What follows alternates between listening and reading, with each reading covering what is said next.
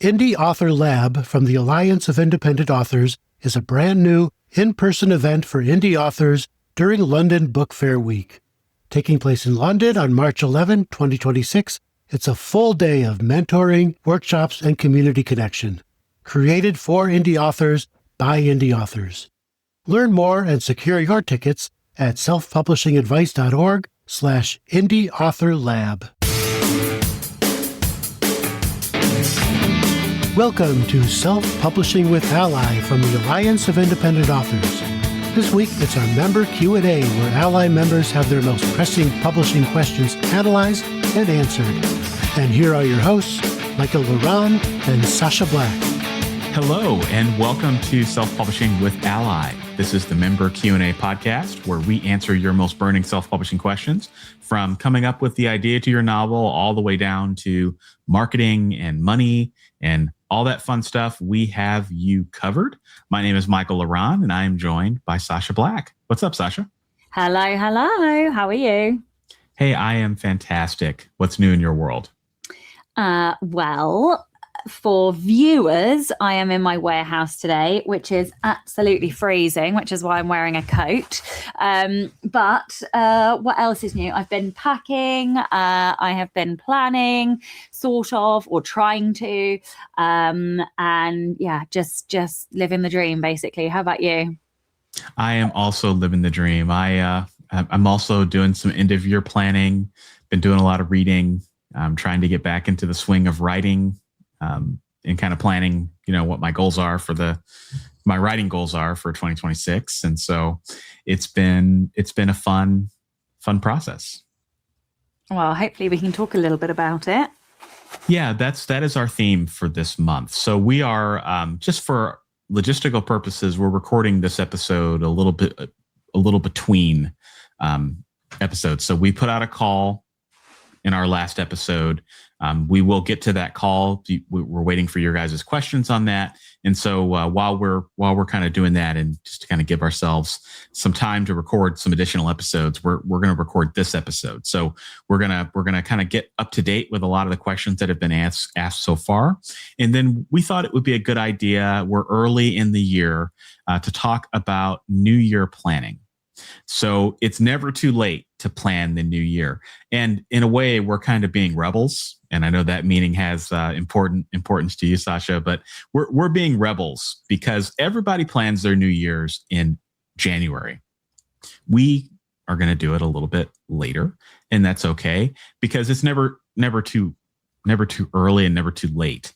And so we thought we would talk a little bit about our approach to planning a new year, so that if January caught you off guard, then you can get back on the horse, to torture as many analogies as I can. So let's start with some questions, and then we'll jump into our New Year discussion after that. So the first question is from Lois, and Lois's question is there a place where ALLi publishes award ratings? So for different contests, if they're reputable, not reputable. Yes. So we have our ratings page, and I'm sure that that's one of the things that you're going to tell me the URL for. But yeah, we do. It is updated semi-regularly, so it's always good to go and check the ratings page, because there are some awards and things that are sort of higher rated than others. They're all checked and sort of validated inside ALLi. So I don't know, Michael, have you got the link for it? Yeah, just go to selfpublishingadvice.org, and then in the navigation, just click awards, and that'll take you to the database. Excellent. Thank you. Okay, perfect. And our next question is from Becca. And Becca asked a more specific question around a individual service provider, and we can't we can't comment on that, but I guess Becca, just what we could do is we can kind of turn her question into something more generic. So let's say that you're approached, Sacha, by a company. It's this, we'll say a book club company, and they want you to feature your book in their book club. and they've got a global distribution, and they'll talk about your book every day for 6 weeks. And, the only thing they need is $700. Okay, well, how do you determine if it's legitimate? Well, the first thing that you said was you have a company approach you, and I was like, no, I'm out. Yeah, I mean, it's very unusual, I would say, for people to approach you. And so I would say immediately my hackles would be up and I would be questioning. The other thing that I would say is that in 2025, there were a lot of spam issues happening where people were starting like Gmail accounts and saying that they were book clubs and trying to get, $200 for this and $700 for that. And the book club thing is it's just very, very unlikely. Most book clubs do their own internal sourcing of books. Like they just pick a book and then everybody goes and buys the book. Like it's not, unless you're going to be approached by a book box company.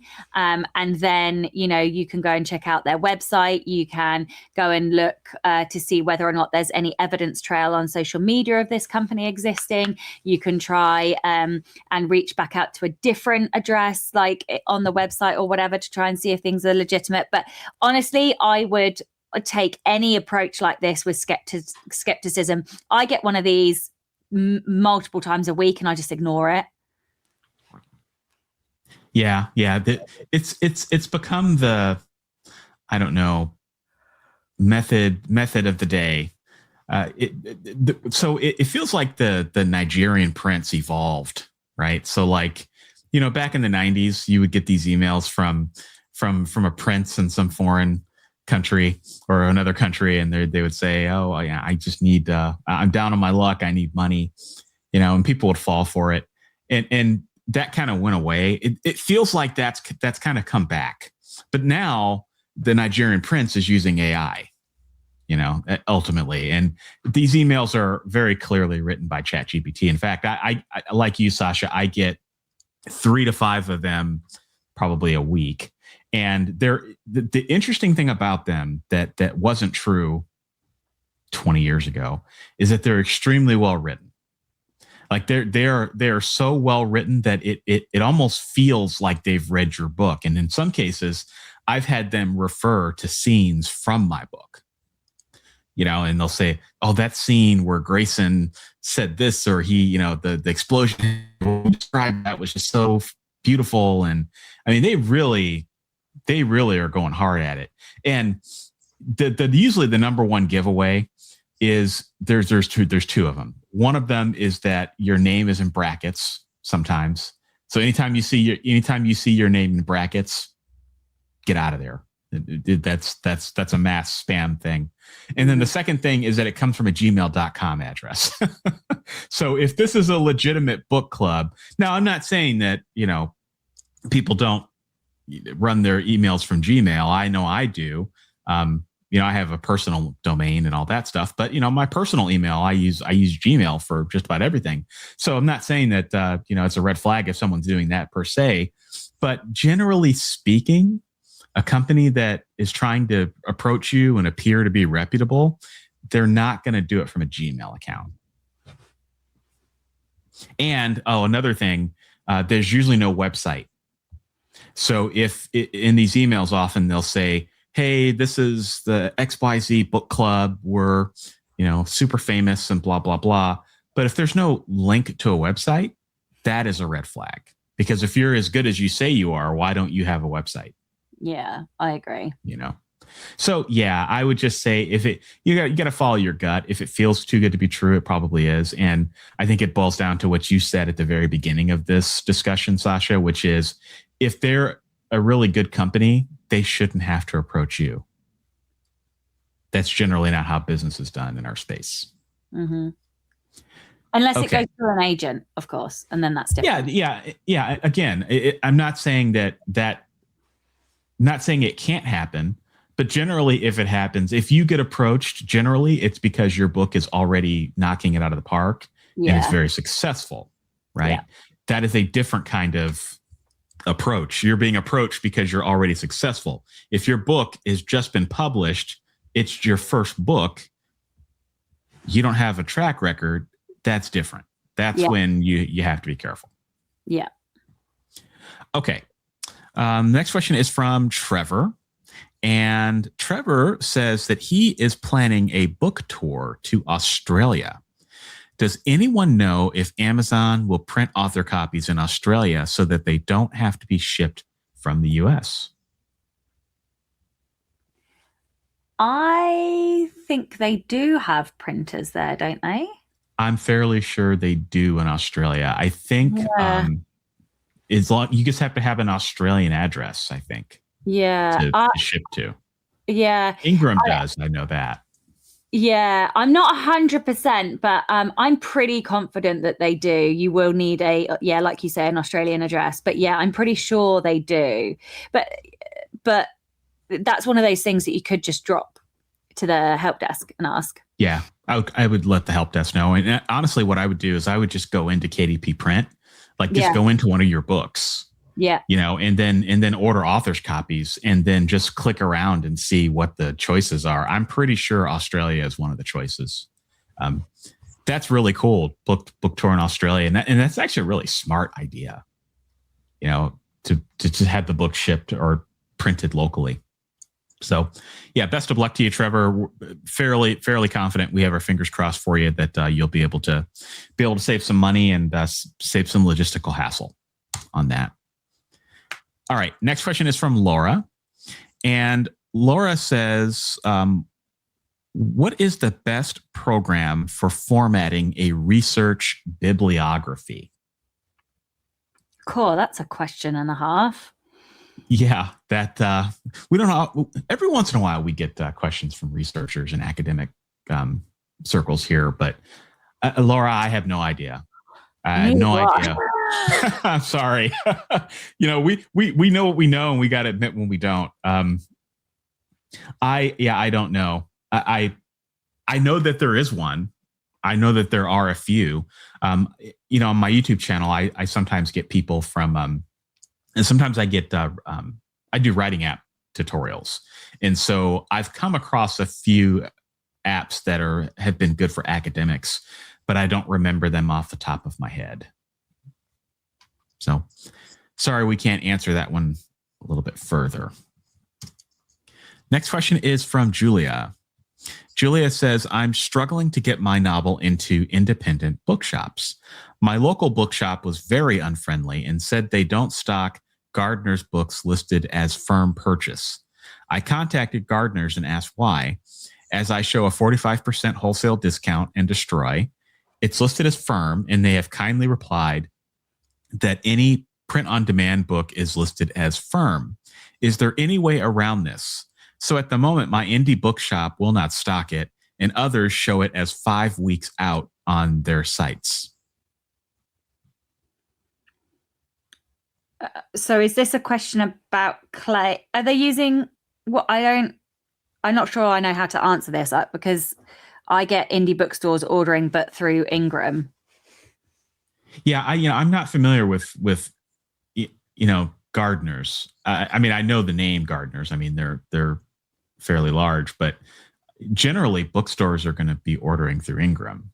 Yeah. So the connection with Ingram is that Gardner's will source from Ingram. Okay. I think.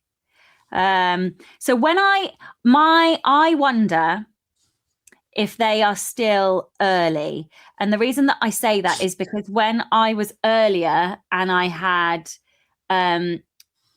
people trying to get them into bookstores, they were experiencing some of this. And as the sales and the request volume increased, that shrank. Mm-hmm. And I don't hear many problems now. So I don't know. I don't know either. I mean, maybe the bookstore just really doesn't want to carry your book. I mean, the bookstore being very unfriendly. I mean, do you really want them to carry your book anyway? I mean, it doesn't sound like they're terribly interested I mean, it sounds like they're coming up with reasons. I mean, you've done kind of everything that we recommend at ALLi that our members have seen success with, right? I mean, you have your book in, it looks like a wider distribution. I'm assuming it's through Ingram. You have the proper discount. You have returns enabled. So I don't know. Maybe this is just a case where if you went to another indie, they wouldn't even give you any trouble. I don't know. But tricky ones, I would. today. What's that? Tricky ones. Yeah, that is a tricky one. What I would recommend is check out our book on books or bookstore distribution, bookstores and libraries. It's on our website. It's available for free for our members. I will get the name of that here in a second. Okay. It is. It's called Your Book in Libraries Worldwide. This is one of our guidebooks. You can find it if you're a member on your ALLi dashboard. Just go to allianceindependentauthors.org, log in, and there's a section for guidebooks, and then you can download it onto your device. It's also available if you are not a member on our bookstore at selfpublishingstore.com, and the proceeds will benefit ALLi. So we would recommend you check that out. That's probably got some additional tips in there about the bookstore distribution and how to be able to play in their ecosystem. Because, I found, I don't know if you found this, Sacha, but I found that bookstores are either very enthusiastic or they're very not enthusiastic. Yeah, about indies, unfortunately. Yeah, it's a really difficult one because I just basically try and ignore it unless bookstores contact me. But what I am finding is that my books are appearing in Waterstones more and more. So quite often, if it's a bigger Waterstones, I am finding it that I do tend to find one of my books in there. But it's usually because they've ordered through Ingram, either via Gardner's, like Gardner's via Ingram or whatever, like the other way round. So yeah, I think it's one of those things that happens naturally. Yeah, it's one of those things you don't force it. If they want, you make your book available, and if they want to purchase it, then they can. And there will be a certain amount of bookstores out there that you can approach and that will work with you. But generally speaking, it's something that you can't force. Okay. So why don't we transition into our topic, Sacha? So after we recorded our last episode, we were kind of chatting and we were talking about the New Year planning. And we thought, this would be a good thing to talk about on the show. So I guess in general, can you talk about your approach to planning a New Year? I can. What does it look like for you? Shameful chaos is what I would actually say.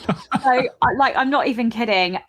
One of the things that I have gone back to is using a Clever Fox planner. So this planner is actually a 13-week planner. I get a lot of energy pennies from starting and finishing things as a cycle. And so these planners are only for 13 weeks. They're focused on a quarter and getting you to focus down on just delivering on maybe a project a month, for example. So I use this. It also has a weekly reflection. Did you get your stuff done? If you didn't, why not? What did you learn? What could you do better for next week? So I quite like this. I've used 6 or 7 of these planners over the years. And I sort of come back to them and then I go and find something else and then I come back to them. So I quite like using a planner to structure my planning because I don't have that skill set. So somebody who's got high discipline is very, very good at creating structure. I'm terrible at that. I can use a structure that's given to me, but I'm not very good at creating it. So I quite like using a planner. The other main things that I do is I shy away a little bit from setting financial goals just because I really like to hit the goals. So I always try to be a bit conservative. So one thing that I do is that I use the good, better, best system.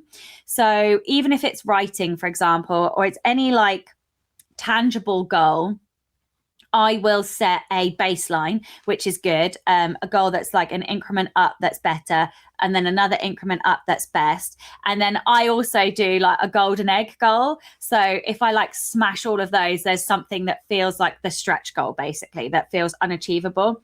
And sometimes I manage it. Sometimes I do hit the stretch goal. It's wild. But I really like that because I feel like if I hit the bottom one, then I win, right? Like I achieve the goal, that's great. But by having those like staggered goals, I feel like I get to win multiple times on the journey to having like to achieving this one goal. So for example, I will do monetary goals for my TikTok, my TikTok, I mean TikTok Shop, Shopify. I will do word count goals for myself. I'll do like engagement goals or whatever for like the team for social media, things like that. And I even have a reading goal because I do feel like reading gives me energy pennies that I can then use to be creative. And then like the last main thing that I do is that I custom made a whiteboard. So I had a custom printed whiteboard, which is an undated annual calendar. And I'm really, really visual. So I really like being able to have multiple colors. So like each book will have a different color, not Sharpie, what they call whiteboard pen. And I will put like the main stages on there. So I'll put like outlining, I'll put drafting, I'll put editing, I'll put the launches on there. I'll put like school holidays on my big calendar. I'll put our family holidays, etc. So yeah, like that's kind of how I do my planning. And I feel like that was just a chaos vomit of like information that hasn't actually really told you anything. But I mean, broadly speaking, I'm usually doing like a trilogy per year. So in terms of the what I write, that's really already preset.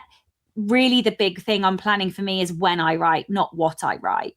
As I tend to know like years in advance what's coming, and that will change and tweak if the market shifts a little bit. But really I write what I love and what I want to write. So I just then, try and like, let's say, for example, I want to write a vampire series. If the market shifts away from enemies to lovers and fake dating is the big thing, then maybe that's the trope that I write in the vampire romance. But like, I want to write the vampire romance. So that's already preset, if that makes sense. So I don't know if that helps at all. It feels very chaotic sort of way to No, all good. Okay. You gave me a lot of stuff. So I wanted to go back to your planner. So your physical Clever Fox planner. So I too I went through a phase where I used planners, and one of the things I'm always curious about with a planner, because you can see the pictures of it before you buy it, but you don't really know what it's like until you actually start using it. So with the Clever Fox planners, what would you say is the biggest pro, and then what is the biggest con of this planner? Yeah, of that planner. Yeah. Well, so the biggest pro of the brand in general is that they've got a ton of different types of planners. So they've got like a Planner Pro, for example, which is much thicker than this. That covers like the whole year. They've got monthly versions. For me, I really like the fact that it's only 13 weeks. So it means I have to stay really focused. And I just love like the structure of it. So on each day, it's got like, what were your wins? Like, I am super competitive. I like winning every day. So like having a little section where I can write my wins is really cool. And it also forces you, like, you get to pick one main goal. What are your priorities? Like, it also has like activity for today. So it like makes you say, like, what are you going to do for your spirituality, your relationship, your fun and recreation, family and friends, health and fitness, personal development, so on and so forth. It also has space for things like affirmations and what you're grateful for. Like, I really like, that kind of woo-woo side of it. And then, like I said, it does help you reflect on like your weekly stuff as well. So for me, the one bonus is this is a structure that I really like. I really like all of these sections, and I haven't found it in like created in this design and way in any other planner. So yeah, I like that I get to change planners 4 times a year. Like, I don't like having to stick to the same planner for a whole year. So this is probably the best. The weakness, I don't know. Don't think it's got a weakness really for me. I suppose if you miss a few days, no, I don't know. I don't think it's got weakness. I really like it. Okay. I think it's great. Okay. Yeah, there isn't. I might be in the market for a planner, so I was kind of curious because it seems like some planners. There's the weekly ones, and then there's the daily ones, and both of them kind of have poison pills built into them. Because like if you do the daily planner, then you are in trouble if you miss a few days. Yeah. Just based on the way they work. But the weekly ones are a little bit more forgiving. But then there's always like daily stuff that you want to capture, and so you have to I find like I have to find that right balance of a planner that kind of has everything that I need. So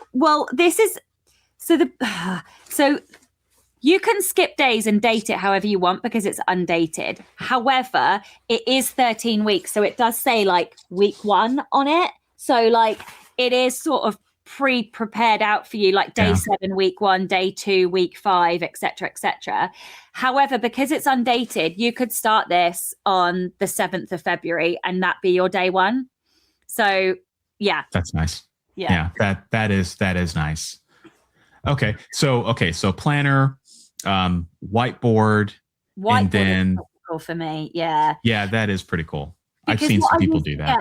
Well, what I used to get frustrated with is that if you marked it all on your physical planner or you marked it all on like a paper calendar, there has never been a single year that I've stuck to a plan ever. And then I used to wreck the planner and I'd be really upset that like all the plans would change. Whereas now, because it's whiteboard, I just wipe it off and redo it. And now I don't care if plans change because my planner hasn't been wrecked, if that makes sense. I think that's why I like this, because this is project based, whereas my whiteboard calendar is date driven, if that makes sense. So I get kind of the big picture of dates and things on the whiteboard, and then I have like the day to day in here. Okay. And I like your good, better, and best system for finances, and that's actually a really good. I don't want to teeter into stereotypical here. I think everybody knows what SMART goals are, right? And we're not going to talk about that, but I think that's a kind of a good alternative to a SMART goal, right? Because we always talk about making goals that you can control, right? And in many respects, the finances are in your control, but there is a certain element of them that is out of your control, right? So like you can control how you're going to make the money, but you can't always control how much money comes in. So I kind of like your goal where it's like you've got good, better, and best. Do you do that in any of your other goals? Yeah. So pretty much anything that is a numerical tracking goal. So some of my goals might be, like, I don't know. I'm actually trying to think if there's a single goal that so I do have goals that are not numerical. So for example, I do calisthenics, and like some of the stuff that I want to do is like an L sit to a handstand, for example. You can't measure that numerically. But anything that is numerical, pretty much I do good, better, best, and then golden egg. Or stretch goal, if that's what you want to call it. But yeah, it just makes me feel like I can win multiple times in the same goal. And also it stops me beating myself up if I don't get the golden egg because I still won twice or I won 3 times or whatever. So I really, it just makes it fun for me because I love tracking performance. I love your term energy pennies. I'm going to steal that. Yeah, that's not my phrase. That's I got that from Becca Syme. Oh, okay. Well, I'm going to steal that. It's great because every win it gives you an energy penny, and then you put that penny in the bank, and exactly. And then next thing you know, you got a little nest egg of energy. Yeah. So I love the torture analogies, but I have to say I do have one other planner which I don't have with me that I can't show you, but I do a reading tracker. And I have a little printer called a Sprocket, and it prints on sticky paper. So I print each book cover in there. But the other thing that I do is I track the formats that I read in. So for example, I know I've read like 100, I either just finished 103 or 104 books so far. And I know that 49 of them have been audiobooks, for example. Only 6 were paperbacks. The rest were all Kindle. But I put like little stickers in them because I'm a child and I love stickers. So like stickers also give me energy pennies. But I will trash these planners. You know how like some people buy a notebook and then they're afraid to use the notebook? Yeah. That's not me. I will just stick a giant sticker on the front and I'm like, oh, well, it's ruined now. Like I can like be messy and scribble in it and my general chaos monkey self. But yeah. Awesome. Yeah. So what about you? Well, okay. So I used to be a lot more structured in how I approached my year planning. And so one thing, so I'll kind of do my chaos vomit here now. So I had a friend, and she always would do her end of year planning in October. And I was like, oh, that's really interesting. Why do you do that? And she's like, well, I do it in October because October gives me enough time to come up with a plan for the year before the holidays. And then once the holidays hit, I can go into the holidays knowing that I've got a plan in place. And then when January hits, I'm already ahead of the plan. Whereas I think what most people do is they wait until January or like that last week of December to kind of figure out what their plan for the year is. And then they find themselves kind of at a disadvantage when the year starts because it's January 15th and you still haven't gotten your plan into gear, right? So I do all my planning in October. So I sit down and I figure out, okay, what do I want to focus on for the year coming up? What do I want to do, for financial goals? And kind of like you, I kind of do a good, better, best system as well. And then I also just what do I not want to do? And I sit down and I usually will dedicate an entire weekend in October and I'll just kind of come up with a plan. And then I kind of let it sit. I kind of forget about it. And then come November, I kind of pull it up after Thanksgiving and kind of look at it again. And I make some tweaks. And then all throughout the end of the year, I'm kind of tweaking it. And then when I get to December, I'm kind of already getting a jump on the plan. Even though it's for the following year, I kind of start early because, again, energy pennies, right? You kind of get a jump on your goals. You kind of start building that early momentum. So that's the big thing that I do. In the past, I used to have a ton of goals.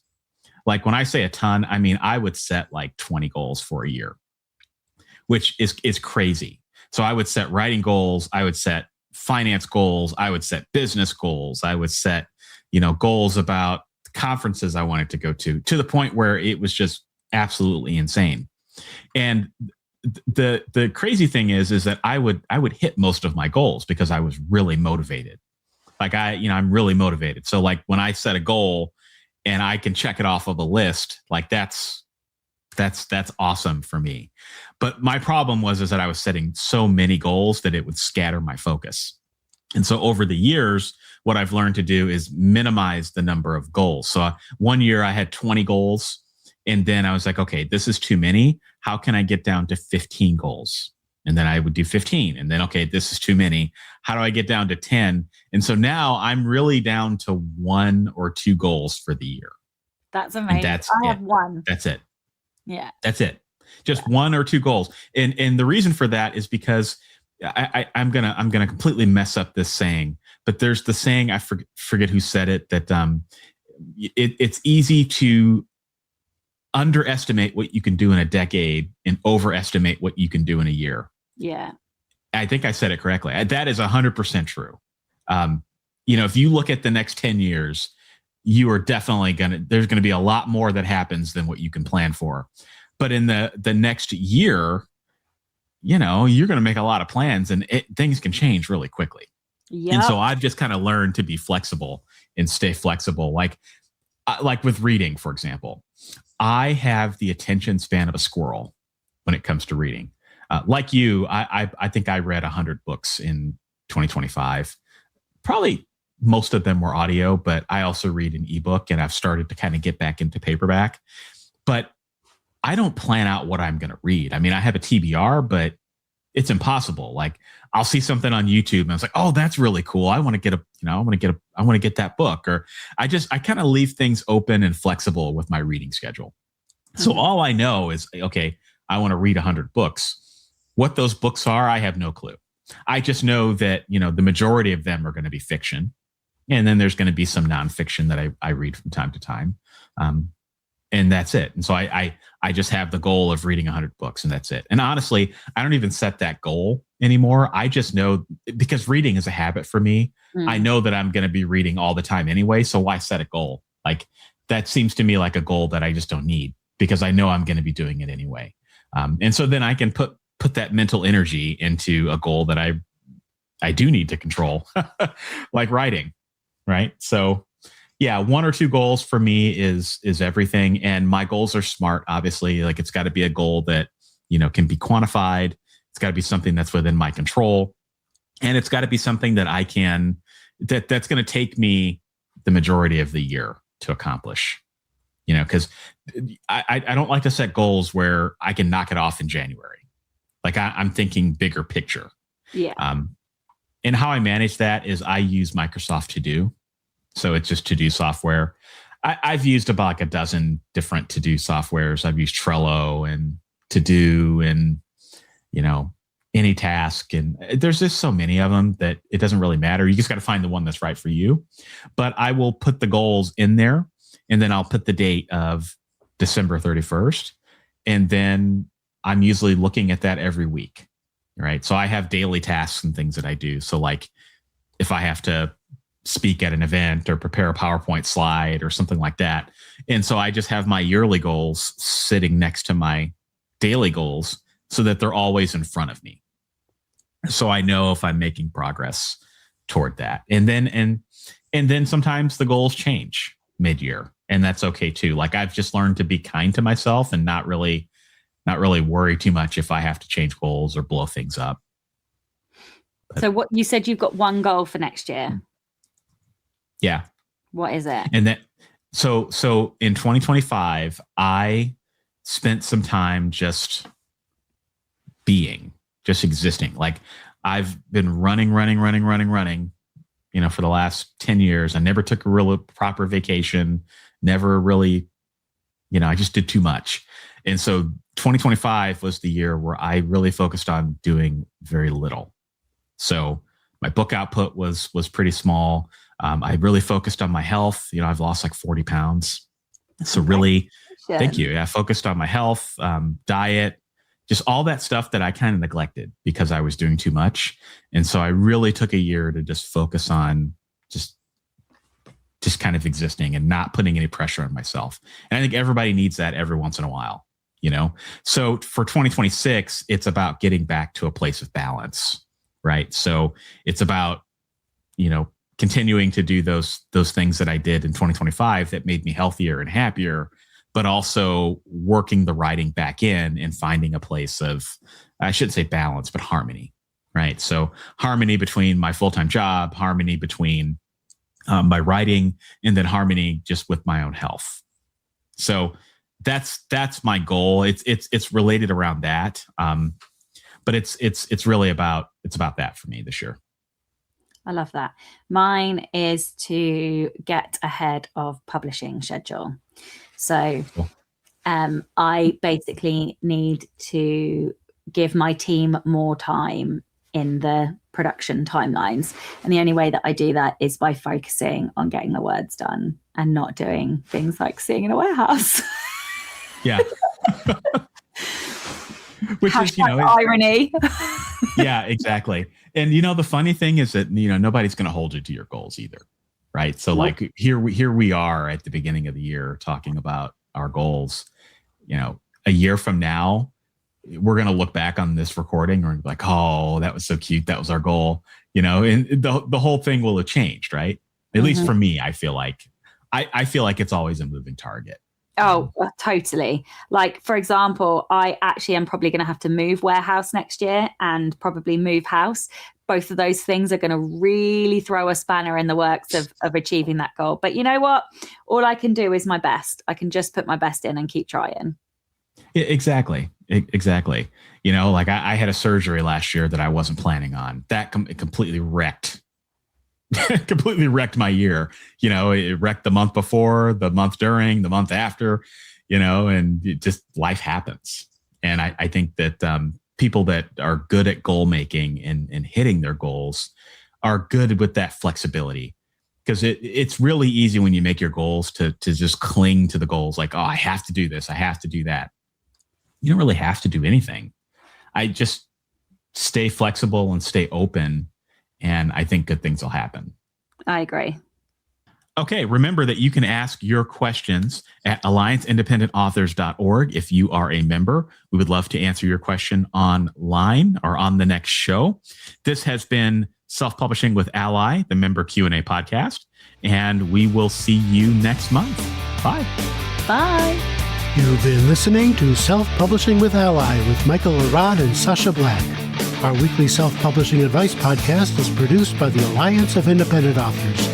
Find more author advice, tips, and tools at our Self-Publishing Advice Center, selfpublishingadvice.org. And if you haven't already, we invite you to join our organization and become a self-publishing ally. You can do that at allianceindependentauthors.org.